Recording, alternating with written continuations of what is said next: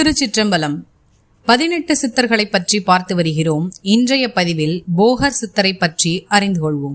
சீனாவில் சலவை தொழிலாளி தம்பதியருக்கு மகனாக பிறந்தவர் போகர். புலிப்பாணி சித்தர்க்கு குருவாக இருந்தவர். பழனிமலை முருகன் சிலையை போகர் 9 வித விஷங்களை கலந்து செய்தவர். தமிழில் ஏராளமான மருத்துவ ஞான சூக்ஷ்ம நூல்களை எழுதியுள்ளார்.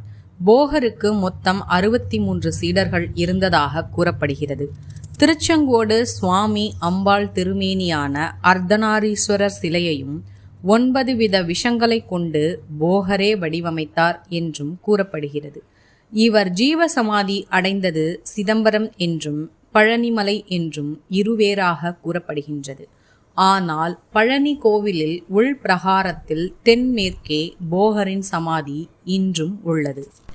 நவகிரகங்களில் செவ்வாயின் ஆதிக்கம் நிரம்ப பெற்றவர் சித்தர் போகர். செவ்வாய் தோஷம் உள்ளவர்கள் செவ்வாய் கிழமைகளில் இவரை வழிபட்டால் செவ்வாய் தோஷம் நீங்கி நல்ல அருள் பெறுவர். சொந்த வீடு நிலம் இல்லாதவர்களுக்கு அவை கிட்டும். அடுக்குமாடி கட்டிடங்கள் வியாபாரிகளுக்கும் ஏற்படும் தடைகள் அகன்று வியாபாரம் பெருகும். கட்டிடப் பொருட்கள் வியாபாரிகள் கிரானைட் ஏற்றுமதி இறக்குமதி செய்பவர்களின் தொழில் தடை நீங்கி அதிக லாபமும் கிடைக்கும்.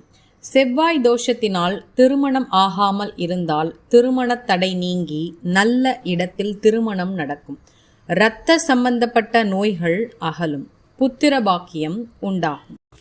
திருச்சிற்றம்பலம். போகர் சித்தர் திருவடிகள் போற்றி போற்றி. நாளை அகப்பை சித்தரை பற்றி அறிந்து கொள்வோம். உலகம் இன்புற்று இருக்க வேண்டும். அனைவரும் நோயின்றி வாழ வேண்டும். எம் பெருமானின் அருள் உங்கள் வாழ்வில் நிறைந்திருக்கட்டும். நல்லது நடக்கும், நல்லதே நடக்கும். ஆனந்தமாயிருப்போம் நண்பர்களே. இறை உணர்வுடன் இணைந்திருங்கள்.